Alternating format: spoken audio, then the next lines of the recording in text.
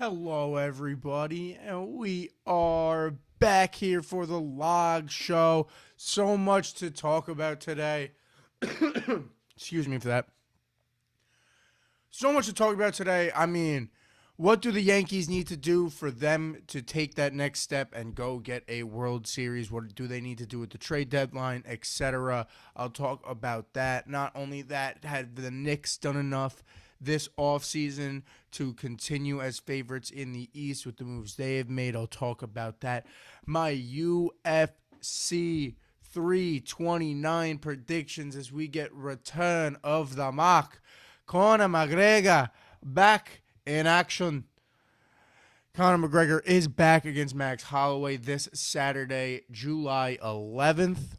So that one is exciting as well as obviously everybody knows the FIFA World Cup is going on. So much going on there across the entire FIFA World Cup, as there is a banger going on right now. I don't have it on the TV over to my right, but I do have the live score up as Argentina was down 2-0 as I turned it off on my phone, and it seemed the game was over. I mean, the goal was scored for Egypt to make it 2-0. Let me scroll back to get the exact timestamp for you. Egypt made it 2-0 in the 67th minute, and I know there's still a lot of time in the 67th minute, but I had to start getting ready for this episode. Egypt was up 2-0. I turned it off, and then I checked the score right before I set the camera up and all of that. And We were sitting there at a 2-2 game. Argentina now has taken the lead of that game over Egypt 3-2 in extra time. So that one is an absolute banger right now in Egypt versus Argentina.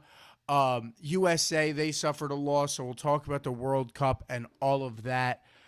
But yeah, I mean, let's get right into it. You see the sweatshirt on my back. You see the picture behind my head. Everybody here knows how big of a Yankee fan I am, and we are sitting here at a Yankee team that I'll give them their flowers for last night. I will give Jose Caballero his flowers for last night. Um, the last shortstop to hit multiple home runs in a game was Jose Caballero last August. And now it is him again. So, again, shout out Jose Caballero. He played absolutely exceptional last night. Schlittler had a night last night. So, I will give the Yankees their flowers for last night specifically. But I think when we all sit there and we look at this Yankee team currently, I don't think any of us are going to try to sit here and argue that this team is a good. I don't want to call it not a good team. But they don't feel like a team that's going to necessarily go out there and win the American League right now. They don't feel like right now they're a team that's necessarily going to go out there and win the AL East even, win the American League, go win a world championship. And that's what they need to do. They need to be buyers at this trade deadline. I know it's something that Brian Cashman and the New York Yankees have not been over the past so many years. I mean, last year felt like one of the most aggressive years that I feel like I recollect as a Yankee fan, especially since I've gotten more into baseball over the past few years. You have those situations with Cashman. He tends to just hold his wallet during free agency, during the trade deadline, during these times. And that's not what he can do this year. There are must and must nots. I mean, when the first thing that I have to talk about when I talk about the Yankees has to be Austin Wells, and it's that a replacement for Austin Wells has to be found. Or not necessarily a replacement for Austin Wells has to be found, but Austin Wells needs to figure out what the fuck is going on. I can't sugarcoat it any other way. Austin Wells needs to figure out what is going on. He cannot hit the ball for the life of him, and then stat after stat just keeps coming out that just, honestly, it's just almost embarrassing for Austin Wells. His OPS is the worst for a Yankees batter since 1975. He is the worst OPS with a player with over 175 at-bats this year, or 200 at-bats, something like that this year. His batting average is one of the lowest in the league. His OPS, the dude who was second lowest in the league behind him, got cut like a month ago, was Luis Rengifo, however you say that guy's last name. I've heard it pronounced like 7 different ways, but that's not the point. He got cut like at the beginning of June. You have just... It's just something needs to be done about Austin Wells letting a fire under his ass, because I'm not necessarily to the point that I think Austin Wells needs to be sent out of the Yankees organization. I think Austin Wells shows a lot of potential.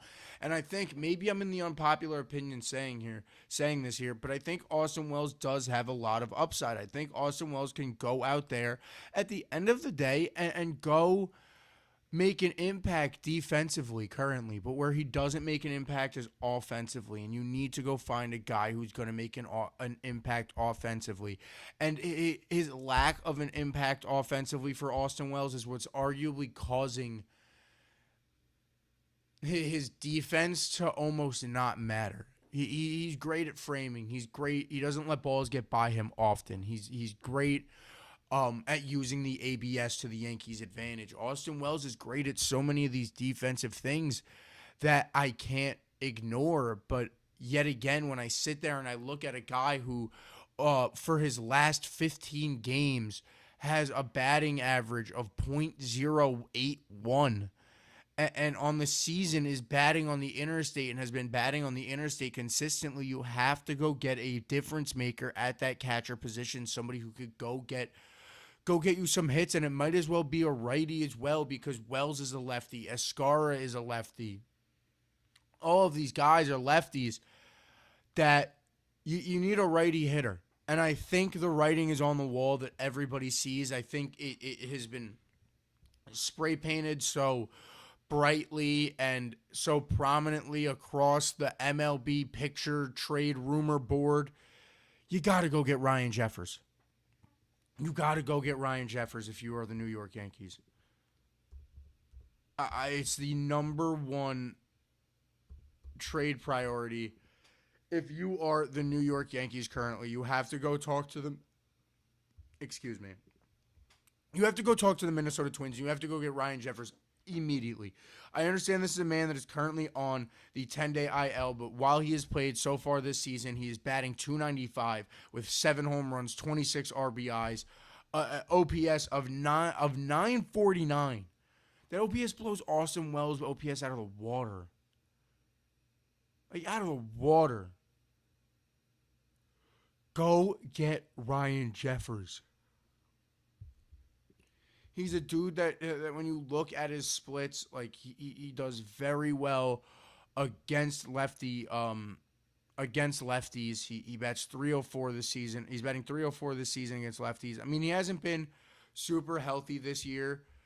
He's been on and off with these injuries, but as I look up these stats, I just mean, man, he has played well against the AL East so far this year. 2 home runs against Toronto so far this year. 2 for 4 against Tampa so far this year. He's 4 for 17 against Tampa, which isn't great, but 2 runs, 2 walks, 4 strikeouts against Tampa. He's 6 for 18 against Toronto this year. I mean, he's a dude, like I'm saying, he plays well against our division. I mean, he hasn't played against us this year. He was injured. But if I go back here with ESPN, I go back to 2025, and we want to have fun. Didn't play well in Yankee Stadium, actually, in 2025. But yeah, my point is go get Ryan Jeffers. I think he fits what this team needs at that catcher position so well. I think it's so obvious that the Yankees need a player like Ryan Jeffers to go out there and make an impact offensively. That's what they need. The bats just need to get going. The starting rotation is there for the New York Yankees. What this team needs to do right now is it's so obvious that this team needs to go out there and, like I said, make moves at the trade deadline. You have to go get Ryan Jeffers. After Ryan Jeffers, go get me a relief pitcher. There are so many relief pitchers that when I was doing my research, I felt like I haven't heard so many names. Maybe I'm just not tapped into like the Yankee fan circuit on on Instagram and on social media as much as I'd like to be. But there are not as many relief pitcher names that I feel like that when I looked up players that could be available for trade, according to multiple websites that have heard rumors that these players could be available for trade. There's a lot of players I feel like you could fit late into a Yankees rotation that have historically, maybe some of these guys might not be having the best year this year. I haven't looked at all of their stats, so I don't know. But they're dudes that I recognize the name of. And as somebody who isn't tapped into, every other team around the league, if I know someone's name, I feel like that's a significant weight to hold. I mean, it feels like to me that you've made an impact somewhere. And I mean, I have the guys kind of tiered out because you have people that I feel like are going to be harder to get, that are names that I think everyone knows about, like Josh Hader in Houston. Obviously, I think everybody under the sun would love for the Yankees to go be able to get Josh Hader in Houston. You not only have a player, you not only have a player like Josh Hader in Houston, who I'd love for the New York Yankees to go get. You could go bring back Aroldis Chapman after all of this blah, blah, blah, blah, blah, blah, back and forth in the media that has been happened between the two teams since they have separated way back in, I believe it was 2018, maybe 2020, the last time Chapman was in a Yankee uniform. Go get Chapman because the Boston Red Sox seem to want to move him. Maybe Kenley Jansen out of Detroit, another veteran who has been good in LA, has won rings, has done damage to the Yankees in big games before, is now sitting there in Detroit that seems like, well, now, yes, they've been playing well and maybe are rethinking a lot of the players that they wanted to trade, but they seem that they might be punting at this trade deadline, going to get rid of Scooble, going to get rid of a player like Kenley Jansen. And that's another big name that I feel like could fit well into this Yankees rotation. And then even some other names that I've heard that could be available for trade that are relief pitchers that I feel like have made impacts for their current franchises that they are where they are. Um, Dudes like Anthony Bender in Miami. Dudes like Bernardino in Colorado. Dudes like Gregory Soto in Pittsburgh. Dudes like um, Jojo Romero in St. Louis. These are all names that I feel like could really help this Yankees rotation on the back end. That if you were going to sit there and go make a move, like those are the two biggest moves that, as the New York Yankees, that's the key. It's that simple. It's that simple for the New York Yankees, in my opinion. The key is, in my full on, straight up, you know, adult opinion, I don't know if that's what I want to say, but the key to the New York Yankees to get the key for the New York Yankees to take that next step that they need to take to really be a World Series contender is the first thing you need to do is go get Ryan Jeffers, and the second thing you need to do is go get at minimum one bullpen arm, whether that be someone at the level of a Josh Hader, at the level of an Aroldis Chapman, at the level of a Kenley Jansen, or that be an Anthony Bender, a Gregory Soto, a Jojo Romero, somebody who maybe not is as huge of a name later in that bullpen. Go get one of these dudes late in the bullpen to help your late game pitching. It is a big problem. You don't need to necessarily go get Scooble. I'd love it. You know what I mean? I'll tell you, some big names the Yankees could go get that I'd love to see. I'd love to see if the Yankees could go get Tariq Scooble.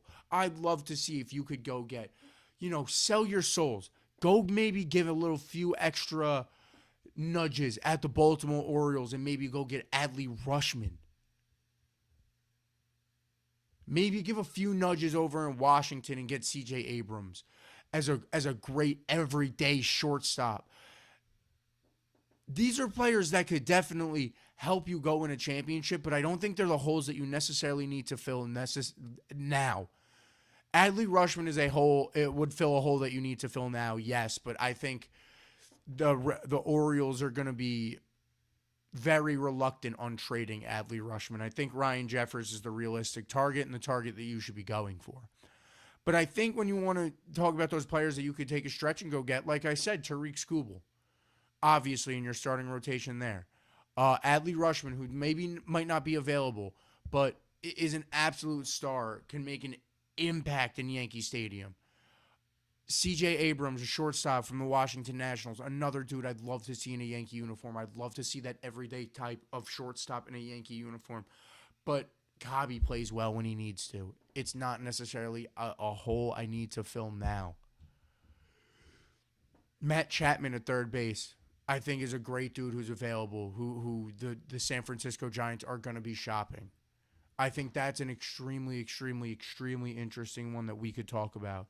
But I don't think that these are holes you need to fill now as the New York Yankees. I think you need to go get Ryan Jeffers, and you need to go get a rotational arm. And once you go do those two things for me, once you go get a rotational arm, once you go get... I mean, like I said, we're talking about... When we're talking about a catcher position, this is why getting Ryan Jeffers is so important for the New York Yankees. And whether it maybe not be Ryan Jeffers and it could be Adley Rutschman or a few other catchers that are available. I've heard their names. I'm blanking on them. I'll be better prepared next week. But my point is when you look at what the Yankees need, we're looking at a team that, like I said, you literally don't have a major league catcher on your roster. No offense to Ali Sanchez, no offense to JC Escarra, and I hate to say it, all offense to Austin Wells at the moment. You don't have that major league catcher on your roster. And if you want to go win a World Series as the New York Yankees, you cannot go into the playoffs with this roster. You cannot go into the playoffs with this much struggling late game pitching with Camilo Doval. No matter what Aaron Boone tries to tell me, no matter how many times Aaron Boone tries to hop on a microphone and tell me that Camilo Doval is pitching well, no matter what Aaron Boone tries to tell me that actually Austin Wells is seeing the ball well, no. You cannot go into the playoffs. You cannot go in after the trade deadline and go into the later parts of this MLB season without a major league catcher. Without a righty catcher that could go hit the ball. And you definitely cannot go into this late season without at least trying an arm. With at least trying a bullpen arm. Like I said, maybe dudes don't work out. We were happy last year. And I'm not going to complain about I'm complaining about these dudes because they didn't work out. But at the time of last year, when we got Camilo Doval, I was happy. When you went out and got David Bednar, I was happy. When you went out and got Jake Blackburn, who ended up getting, optioned down to AAA a week and a half into his Yankee tenure. It happened. But you made the moves. And that's what I need to see out of the Yankees. I need to see the spark out of Cashman. Go make the moves again. Go do it. Go make the moves again.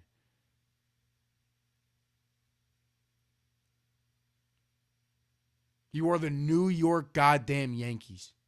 Go get a catcher and go get me a relief pitcher, because that is the only way that you are getting over this hump. You have won one World Series in the past 20 years. Since the turn of the century. We have won in 2009, and that is it. This is a team that was known as the greatest dynasty of all time. We were the evil empire. You had dynasties in the 40s, in the 30s, in the 60s, in the 80s, in the late 90s, to the early, right into what everyone thought to be the early aughts.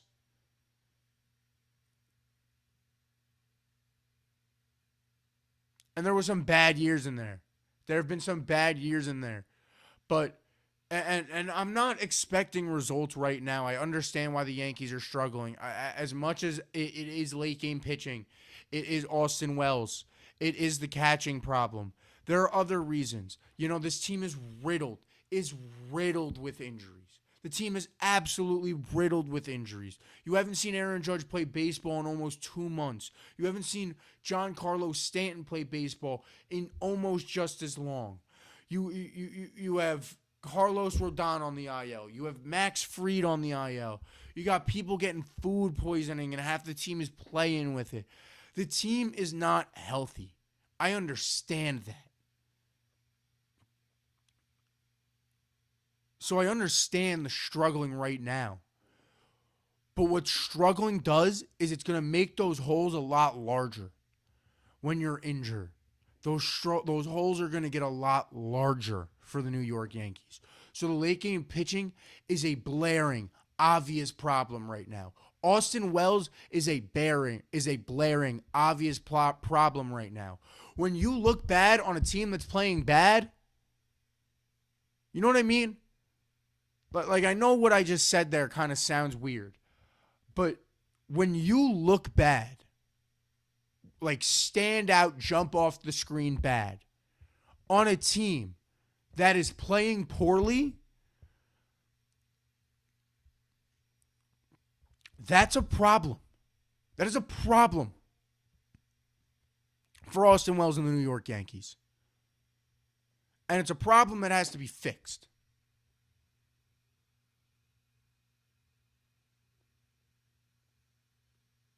And it's a simple fix. It's go get Ryan Jeffers. Go get someone, at least one bullpen arm. I need at least one bullpen arm. I don't need 5. I'm okay with just Anthony Bender. I'm okay with just Gregory Soto. I'm okay with just one of the guys. But someone to just make a spark in that locker room, in that rotation, to be able to come out here and it not be all on Tim Hill because Tim Hill can't pitch every night.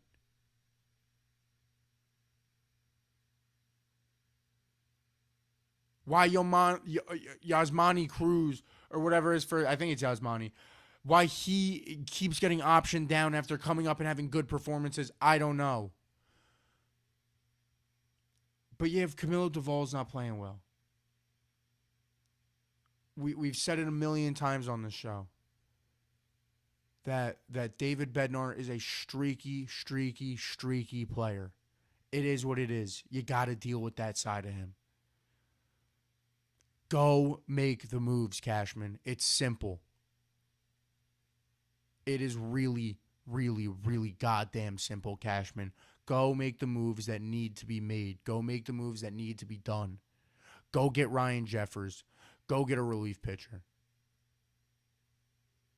And then once you go do those two moves, I mean, hell, if you come out here early in this trade cycle, you know what I'm saying? If you come out here early in this trade cycle and I'm seeing, Jeffers and you go get Bender or you go get, someone early, San Martino from Colorado, you go get someone early, then go ahead, start having heavy talks to go get Scoobs, to go get CJ Abrams, and really throw this team over the top. If you do something like that, like Cashman, you go get me Jeffers, a pitcher, and CJ Abrams, we're winning the World Series.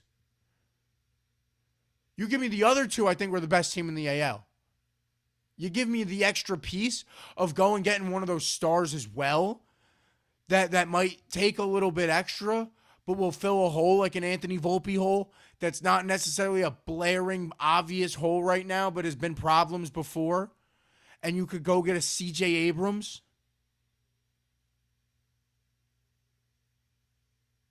Or you could go get a Matt Chapman, who has a huge bat, who would perform exceptionally well in Yankee Stadium.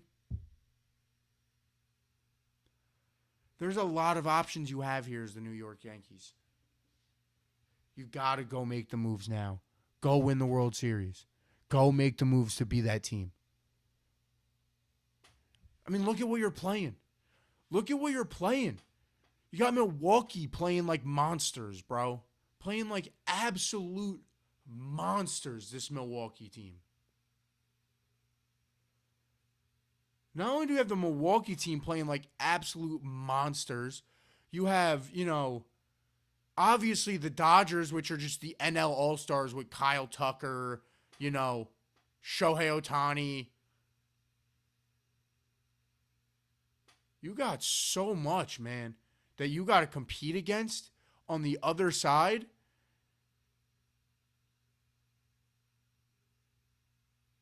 The AL is supposed to be a cakewalk.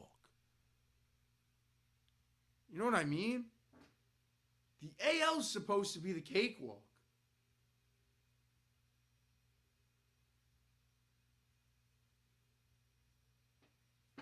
I don't know, man.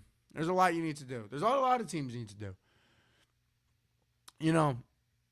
Because there's questions a lot all along New York. And they all revolve on championships. New York is a city of championships. Go look at the Knicks. We'll go talk about them right now. Have they done enough? You lost a lot in free agency, New York. Us, have you done enough to replace the holes of Mitchell Robinson? To replace the whole Ariel Hockporty? Have you done enough? You re-signed Landry Shamet. That was great. I loved the re-signing of Landry Shamet. I love the re-signing of Jose Alvarado. I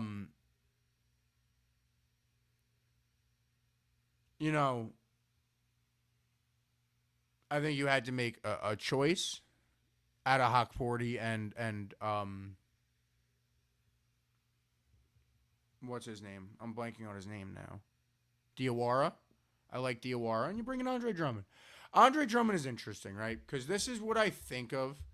This is my problem with Andre Drummond, right? It's nothing against Andre Drummond. I think Andre Drummond is a great rebounder in the NBA. It's we are talking again, like people forget, we are talking about Andre Drummond. Andre Drummond has been in the league since 2013. Like this dude is getting up there in age, man.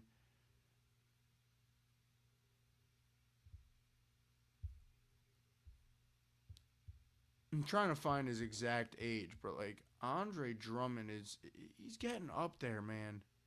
That's what kind of throws me off. He's 32 years old, and he's coming off a season where he averaged very similar numbers to a dude like a Mitchell Robinson. A little less points, but he averaged last year 8.5 rebounds. Um, but it's just a dude, like I said, we're talking about a guy who was drafted in 2012. Like it's just it's a baffling thing to say that Mitch was just such a good young energy, and that's what scares me about Andre Drummond. Is I think Andre Drummond is what Mitchell Robinson is developing into, is a better offensive version of Andre Drummond. And when you lose him, especially to somebody like the Boston Celtics, to replace him with someone like Andre Drummond, it's just going to be interesting to see how he like. Because stylistically, I'm not going to argue that Andre Drummond and Mitchell Robinson play the same role. So, that's not what I'm scared of. That's not the way I want to put it. Is I'm not scared of Andre Drummond filling the Mitchell Robinson role and whether he'll be able to do that well. It's more or less the better way of me putting it is, will he be able to do it at the same volume at the age that he's at 32 years old? Um, can Andre Drummond have those games where if you really need him to, he's going to have 16 rebounds and he's going to have all these moves? I don't know. And that is what scares me about the Andre Drummond move. When I sit here and I look at what the New York Knicks should do for the rest of this offseason, I mean, you have lost Jordan Clarkson, if I remember correctly. It seems like at this point that you're not going to really be able to afford Jordan Clarkson. So I would love for you to maybe go get somebody else like that could go replace him, that you can get on a vet minimum, that maybe not necessarily is a stud. It doesn't have to be this big name that I know, but it's going to be somebody that is going to make an impact spot up shooting off your bench unit, could play make a little bit off your bench unit. As much as I love Jose Alvarado, I don't think he's necessarily taken that next step to be the leading point of your bench unit, where obviously, yes, we still have Deuce McBride and Shamit and a lot of dudes, but I think there's a role for Jose Alvarado to fit, and it's not necessarily that bench role that Clarkson had. It's not, I don't think they fill the same role. So I think getting a player like a spot up shooter would be a great addition for the New York Knicks. And like I said, I think Andre Drummond it will fill the Mitchell Robinson role exceptionally well. It's just whether he can do it at the same volume. This is a dude who has done it at the volume that Mitchell Robinson has done it before, yet when he was younger in his career. But again, we're talking about an Andre Drummond that is 32 years old. That's the big thing that scared me about the signing. And that's the big thing that's going to make me think about it going into the entire current next season for the New York Knicks. It's really going to be his age. That's what scares me about it. I think you brought back the pieces you need to bring back. And like when it comes to the whole LeBron sweepstakes thing, I don't think that the Knicks should be a team that should be pursuing LeBron James. And you have the whole Rich Paul coming out and being like, well, if the New York Knicks did win this year, then LeBron would have been doing it, but it would have been a Knick. But that's what you got Rich Paul out there saying. That's not my actual Rich Paul impression. That's just my impression of agents like Rich Paul.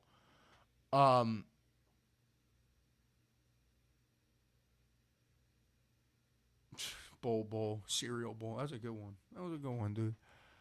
But yeah, I think you've set yourself up to continue to be the favorites in the East if you're the New York Knicks. I think you look at the landscape. Post Jaylen Brown trade, I think that is the scariest team for the New York Knicks in the Eastern Conference. I'm not scared of Boston as much without Jaylen Brown. I'm not scared of Cleveland at the moment.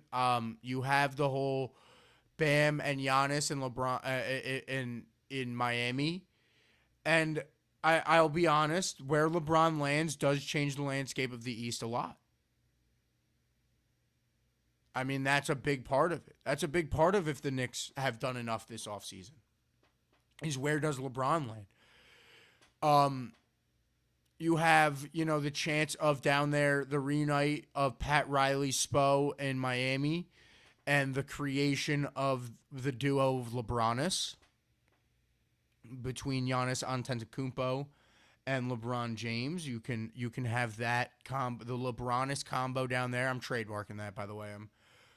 I might make, if LeBron goes back to Miami, I might make LeBronis t-shirts. But you have that possibility. You have the possibility of LeBron going to a Cleveland team who's coming off an Eastern Conference Finals appearance that has Donovan Mitchell, James Harden, Evan Mobley. You have a lot of pieces there. He could go to Philadelphia, who I think is already the scariest team in the East besides the for the New York Knicks. I mean, you have that Philadelphia team that I think is very, very good with Jaylen Brown, VJ Edgecombe, Joel Embiid, Tyrese Maxey. A very, very, very young team there in Philadelphia that I think is ready to take that next step after upsetting Boston last year and then immediately taking their best player. And I know I'm unpopular for saying this, but I think Jaylen Brown has made more of an impact for the Boston Celtics over the past 2 to 3 years, maybe even 3 to 4 years, than Jason Tatum has with Jason Tatum's injury history. Jason Tatum has been unable to stay healthy. He's been unable to be on the court. And Jaylen Brown has taken the role of being the number one there in Boston and taken the role on headstrong and done it well. Averaged 28 points per game last year, finished 6th in MVP voting last year. He won a Finals MVP with Jason Tatum there. Jaylen Brown is a difference maker, man. And I think when you look at, a situation with where LeBron can end up, I think Philly might be a spot for LeBron, and I think that only extends them to be scary towards the New York Knicks in the East. I could see LeBron coming to Philadelphia, ending up in the East. So what happens there is also something that I think is an extremely interesting situation for the New York Knicks going forward. So when I ask myself the question, did the New York Knicks do enough this offseason? Have they done enough to fill those holes of losing Mitchell Robinson and trying to stay atop the mountain of the NBA? I do think they have. But I think that the landscape is changing so drastically day in and day out, with Toronto, with Kawhi now. And like I said, Boston has Paul George and Jason Tatum, while you look at Philadelphia with Jaylen Brown, Tyrese Maxey, and Joel Embiid. Cleveland, as of right now, is the same core, but you can possibly be adding LeBron over there. You could be getting LeBron and Giannis in Miami, and you already just have the move of Giannis to Miami. You still have the Detroit Pistons. The Orlando Magic are on the up and up and making quiet moves. So the East is getting very, very, very competitive, is what I'm trying to get to there. But none of them have captain, Jalen Brunson, born to play basketball. None of them have him. And I think when you break it down, you did what you needed to in retaining your core for the New York Knicks. Your starting lineup is going to be the exact same. Your bench unit is making very, very, very, very, very small turnover. So you're in a good spot. I think you're in a good spot, set in stone for the New York Knicks. I do think. I don't think there's as much pressure there. There's pressure on a lot. New York brings pressure. It does. It does. It does for the Yankees, as I talked about. It does for the Knicks. It does for a lot of teams. And speaking of pressure, I do want to start talking about football. do, do, do, do, do, do, do, do, do, do, do. I think that's all I get singing wise. I don't think I could go any further without getting copyright striked on YouTube. But the NFL is coming. We are in the beginning of July. We are sneaking up on training camp and preseason and the beginning of the regular season and the beautiful time of year that is the NFL football season. And with all of that coming up, I've been thinking about football a little bit more and more day in and day out. And I've been thinking about ways to fit football while it is in a low period into the show because I love to talk about the sport so much, man. I love the sport of football so much. So talking about pressure, I want to talk about who has the most pressure. Let's talk about that. I think that brings you, I think that's what people like to talk about. Who has the most pressure? So I sat there for a little while yesterday, and I was thinking, I go, what are the three teams going into training camp, going into the later half of the offseason, into the short little preseason, into early regular season? Who are the three teams across the entire NFL that have the most pressure?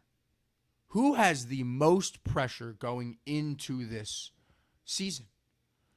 And, there's a lot of teams because there's a lot that happened last year. We had the New England Patriots go on an exceptional run. You have the Denver Broncos. You have, you have teams bringing in new coaches like the Tennessee Titans and the New York Giants and the Baltimore Ravens. And you have teams that had low years like the Pittsburgh or like the Kansas City Chiefs and Buffalo Bills, not getting as far as they maybe wanted. And you had some teams surprise, you had the Seattle Seahawks really come on the up and up with Sam Darnold this year and get a ring. You had the Rams, and then they continue to bring in Myles Garrett. So who are these teams?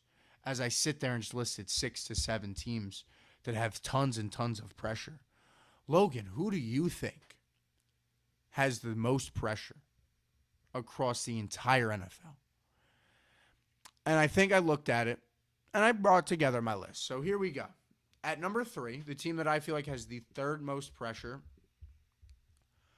going into this NFL training camp is your former reigning defending AFC champions, Super Bowl losers, the New England Patriots. And I think the reason why I squeezed the Patriots onto this list for a while, I think last night, and while I was putting together everything for the show the past day or so, past 2 days, I was very dead set on this third team being the Buffalo Bills originally after firing McDermott and all of that. But then I thought about it this morning, and my mind had changed when I thought about the New England Patriots because of the factor of the New England Patriots had a very, very, very soft schedule last year. If I remember correctly, it was one of the 5 easiest schedules in all of the NFL last year. They are now having the 6th hardest schedule in all of the NFL last year. And while they proved the doubters wrong in the playoffs and very much performed well, you had a situation where you snuck out of Denver with Bo Nix injury.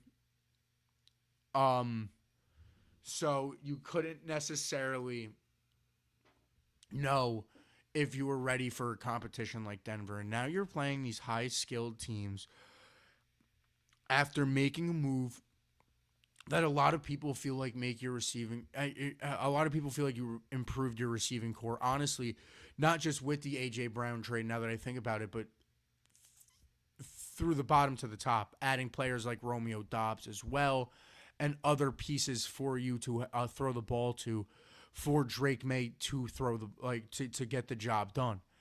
And then you have the off the field issues as well. And will these distractions affect the New England Patriots? It's not something that I feel like many of us are used to seeing. Well, yes, we've had Deflategate and Spygate and all all of those controversies back in the day with the Bill Belichick New England Patriots, I think we always knew that outside noise was never going to get into the locker room with Bill Belichick and those Patriots teams with Tom Brady and Bill and all of them. That noise was never going to hit the point of getting into the locker room.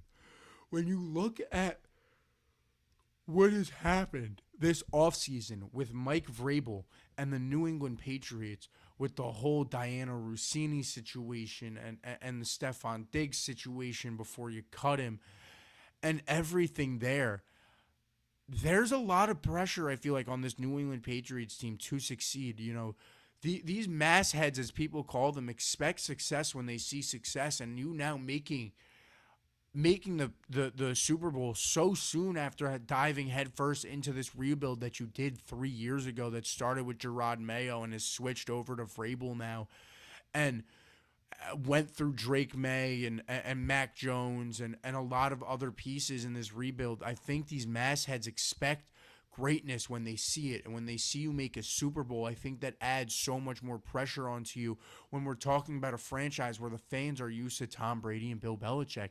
They're used to winning a lot of Super Bowls. So when you now give them a taste of that almost, and you're that close, and you end up losing to the Seattle Seahawks in that game, I think the pressure going into this 2026-2027 NFL season for the New England Patriots is top tier, and that's why I have them at number 3 of the team with the third most pressure going into this season.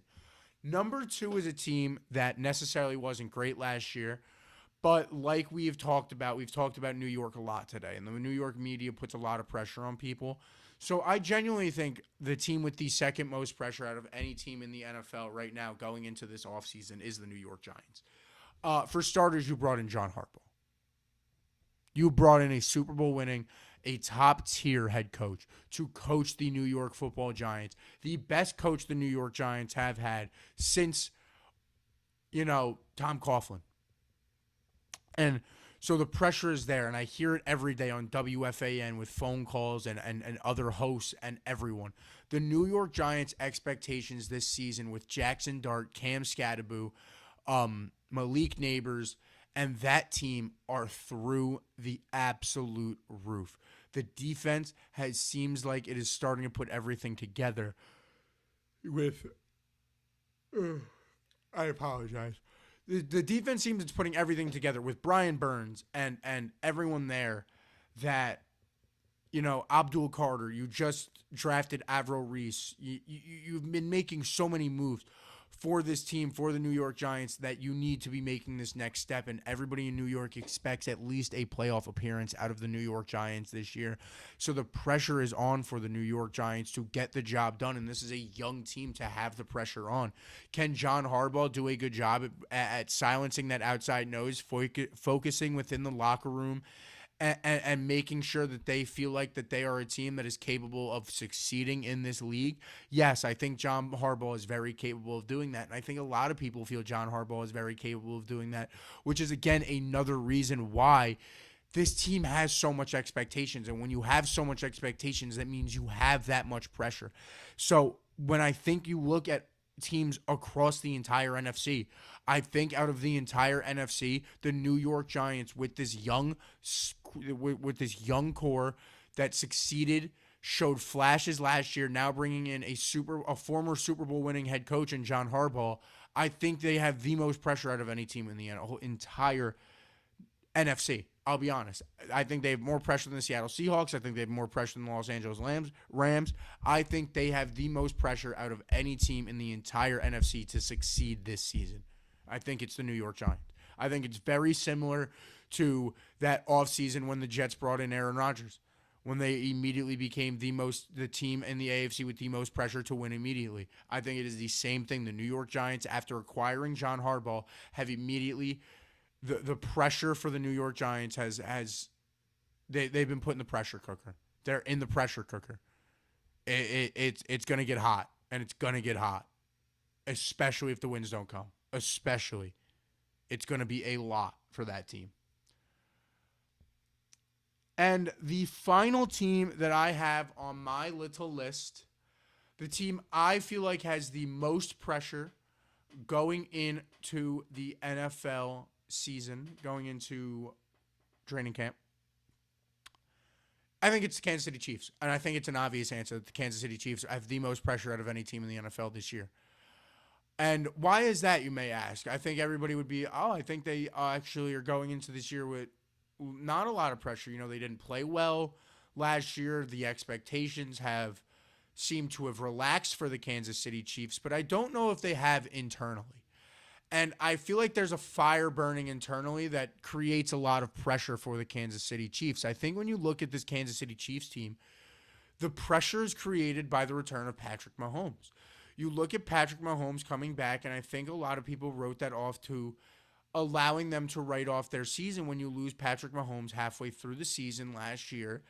You now look at a time where, yes, you were struggling, and the Chiefs already might have not made the playoffs, even with a healthy Mahomes at the time, but him getting injured when he got injured and now possibly being back for week one, I think you were looking at a situation with the Kansas City Chiefs that with the return of Patrick Mahomes, with Travis Kelce getting married this offseason, all of these distractions with, you know, him becoming this A-list celebrity almost in this whole other sense of the word, that seems to be his fame is bigger than just football. And you lost a lot of pieces defensively. You haven't made moves that you necessarily need to make. You were supposed to be this next dynasty, and people feel like the Eagles have killed you. So I feel like the pressure that is on the Kansas City Chiefs to have that bounce-back season is going to be felt by them. I think it is very, very, very high pressure for the Kansas City Chiefs when you have somebody, like I said, like a Patrick Mahomes, who people consider the best quarterback in the league. And I think when he's healthy, he is the best quarterback in the league. And you have Travis Kelce, and you have these weapons that you have won a Super Bowl with before, that you have showed that you could be such a great team under the tutelage of Andy Reid before. Can you bounce back from such a disastrous season last year, getting your guy back and all of that? Can you do it? I think all of the pressure in the world is on the Kansas City Chiefs to get back to form and get back to Super Bowl contention at least. And I can't lie.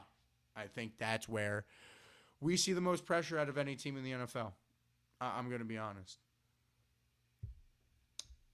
Yeah. I mean, that's all NFL is going to be exciting this year. I'm excited for the Saints. I think there's pressure on the Bills. Obviously, I brought that up. I think there's a pressure on a lot of teams, but I think those three teams just have the most pressure. I think when you're this former champion trying to get back to form, there's so much pressure on you to succeed, especially when coming off an injury like Patrick Mahomes is. You are expected to bounce back and immediately come back to form, and that might not happen for the Kansas City Chiefs. They might need a year or two, and they might not end up being this dynasty that everyone expected them to be. But they won back-to-back Super Bowls. They wanted to win 3 straight. They couldn't get it done. So they're struggling. That's what I mean. They're struggling right now, and I think the pressure is on them as a former champion. As a former NFL champion, I think just the pressure's on them to bounce back and get back to, like I said, that championship contention. Speaking of champions, the first ever double champ is back. The notorious, the great one, Conor McGregor. I'm back. I'm back for you, Max. And I'm ready to perform. I'm ready to knock you out. I'm ready to show why Conor McGregor is known as the one, the only, the notorious, the one, the great one, the one who revives the UFC, who brought it to be what it is. Sorry for my shitty Conor McGregor impression. But UFC, he's back. The man who could almost be accredited for putting this empire of fighting on top with his rivalry with Khabib will be back this weekend versus Max Holloway at UFC 329. And I mean, the card is good up and down. We have Whitaker on the prelims. You have the UFC debut of Gable Steveson So we could see how that's going to turn out. That one I think could be very interesting to see how Gable Steveson turns out. But on the main card, man, I mean, I'll run through pretty quick predictions, but I will run through my predictions real quick about what's going on or about UFC 329. It's the main card's going to start with formerly known as Bobby Green, aka King Green, versus Terrence McKinney. Terrence McKinney, somebody who I haven't really done my UFC research this week around because I've just been so locked on the World Cup, Conor McGregor coming up, so I haven't really done on the two fighters that I don't know. I haven't really done a ton of research. I'm not going to sit here and try to front you guys and try to lie. But Bobby Green has been fighting tremendously great. I think he's on a 5-fight win streak, if I remember correctly. So putting him on this main card is going to be great. It's going to be exciting to see him. Terrence McKinney's a fighter who I know of. I haven't watched him fight in a while. I don't know if he's on a win streak or not currently. But, you know, it's a fight that should be a solid fight. You know, Bobby Green trying to get back really into rankings. Hopefully, maybe fight for a spot within the top 10 soon enough. But I don't know about that. But my prediction, I'm going to pick Bobby Green to beat Terrence McKinney. Next fight, we have Brandon Royval versus Lonair Kavanaugh. Kavanaugh, another dude coming over from another promotion who I have yet to really do my due diligence on, so I'm not going to act like I know who he is. I know him by record and reading a little bit about him alone, and I know that I should be expecting a very exciting fight out of Lonair Kavanaugh. It's somebody who the UFC expects to be the next star of this flyweight division, a flyweight division that honestly has been struggling with star power over the past couple years. So you could use a star.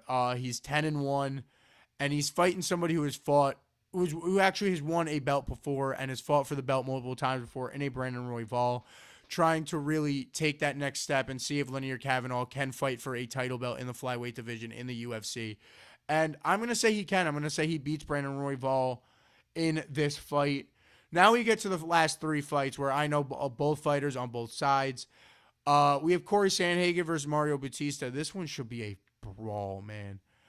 Don't get me wrong, Mario Bautista can wrestle, and he enjoys to wrestle. So can Corey.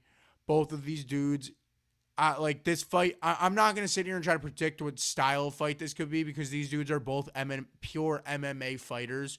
So if someone wants to wrestle, they're going to wrestle. If someone wants to stand and bang, they're both going to respect it, and they're going to play the UFC game as it is. You know, if you're losing on the feet, that guy's going to start trying to get him to the ground because they both have that ability to do so. But, I mean, Corey Sandhagen, somebody who's had an up and down past 2 to 3 years, has lost to a lot of names, bigger names, but has constantly, but has constantly stayed afloat within this bantamweight division and, or featherweight division, I'm sorry, and really done his due diligence to stay within that top 10, stay around that top 5, and stay possible for a title shot, even though he necessarily hasn't got it. And when you flip to the side of Mario Bautista, you see a very similar situation. It's a dude who, when he fights those bigger names, has definitely struggled. But when he fights those dudes lower in the rankings, has done very, very well. He stays afloat within that top 10, maybe just outside of it sometimes. But this one should be an exciting fight. I personally am going to take Mario Bautista over Corey Sandhagen. But I think that it's going to be that one I'd predict to be a pretty close fight. Now the co-main event. This one I'm excited for. You get Paddy Pimblett versus Benoit Saint Denis. Paddy Pimblett coming off his most recent fight, which was that loss to Justin Gaethje. Benoit Saint Denis coming off his most recent fight, which was that win where he beat the absolute living hell out of Dan Hooker. Both guys looking for a title opportunity. Benoit Saint Denis really hoping for his first title opportunity. Paddy Pimblett hoping to get back into the octagon to try to fight for a title belt, even though it was an interim title. And yeah, this one should be an absolute banger. I don't know if Patty is going to be willing to stand up with Benoit Saint Denis. I think if I was Patty Pimwood, I'd be scared to stand up with Benoit Saint Denis. I think that when it comes to who I would take over in each one, I think Benoit has a better game in the stand-up. I think he's a better boxer and a better stand-up fighter, while I think Patty has the slight edge on the ground.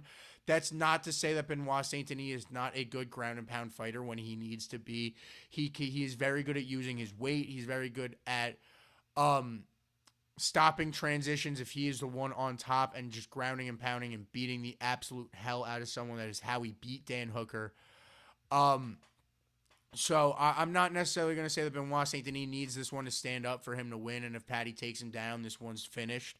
It's not one of those, but it is definitely a fight that I think Patty wants to be on the ground and a fight that Benoit Saint Denis wants to be up, but I think this one should be one that shows two of UFC's younger stars showing both of them off in what could be a very, very, very great 3-round classic fight for possible title contention for both of these dudes. Then comes the main event, though. We get the notorious Conor McGregor returning for the first time in 5 years. His last fight was July 10th, 2021, against Dustin Poirier when he suffered that gruesome leg injury. And his return fight is against Max Blessed Holloway. Nobody else for it to be against but a legend, and it should be a legend for Mr. McGregor. I think it was obviously supposed to be Chandler, and I think once Chandler started losing, Conor said, "I'm not fighting this bum." And it ended up being Max, because people feel like Max is on the wayside after, losing to Ilya and having a few, the chin finally got cracked once, and you're necessarily seeing a slowdown of Max Holloway, but Max Holloway's still Max Holloway, man. As much as I love Conor McGregor, let me put it this way, how I will be feeling this Saturday night. With my wallet, I'm putting the money on Max Holloway. There's not a bone in my body that thinks Conor McGregor could win. But when I tell you that I won't hedge that Max Holloway parlay with a solo bet that says Conor McGregor by knockout, because there's not going to be a part of my brain that's hoping that I just see that prime McGregor left hook and Holloway chin get cracked. And Holloway don't get cracked, man. I know he don't. But you don't realize how bad I hope to see this prime McGregor left hand again. I want to see it, man. I love Max Holloway, but the nostalgia, the young UFC fan sitting in my friend Bakim's basement watching Habib McGregor every time, watching all of these McGregor classic fights in that basement, I can't help but want him to win. Somewhere there. It's somewhere there for me. So my prediction is Max Holloway. But if you don't think I'm going to be standing, singing the Foggy Dews when he comes out on Saturday night, notorious. It's going to be great, man. It's going to be absolutely amazing. What a show, right, guys? Tough loss last night for the United States. All of the hosts have officially been eliminated from the World Cup as U.S. lost last night.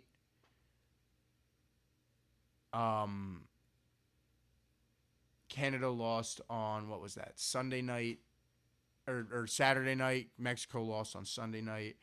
So no more hosts in the World Cup as I go back, and I'm going to take the rough assumption that Argentina snuck out of that game, showing absolute great resilience out of Argentina. Down 2-0 in the 67th minute, you end up coming back and beating Egypt 3-2. An unlikely victory for Argentina. and just baffling. What a win for Argentina to get out of that one. So they advance to the quarterfinals. So that is our last round of 16 match. We have Switzerland, Colombia later today,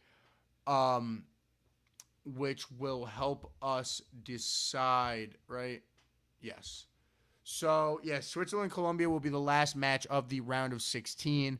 Then on Thursday, you get the quarterfinals kicking off with France, Morocco, Spain, Belgium, Norway, England, and then Argentina will play the winner of this Switzerland versus Colombia game. I mean, guys, this has ended up being an exciting and a fun World Cup to watch, man.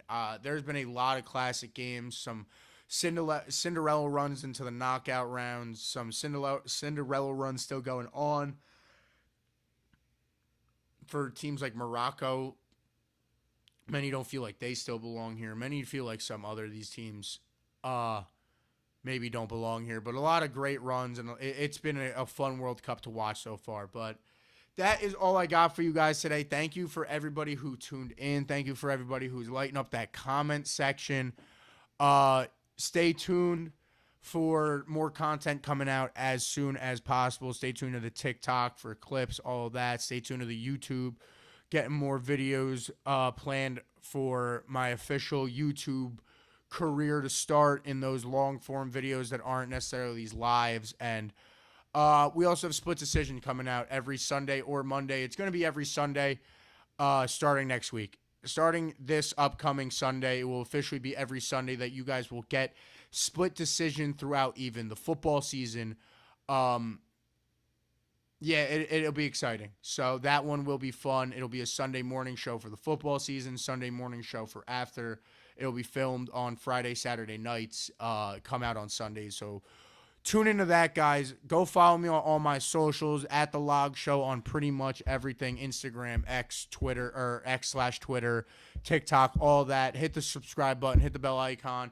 Thank you guys so much for tuning in again. Thank you guys for lighting up this comment section today. Always just be active on everything. I appreciate all the support. Thank you so much. I will see you guys all next Tuesday right here. Peace out, everybody.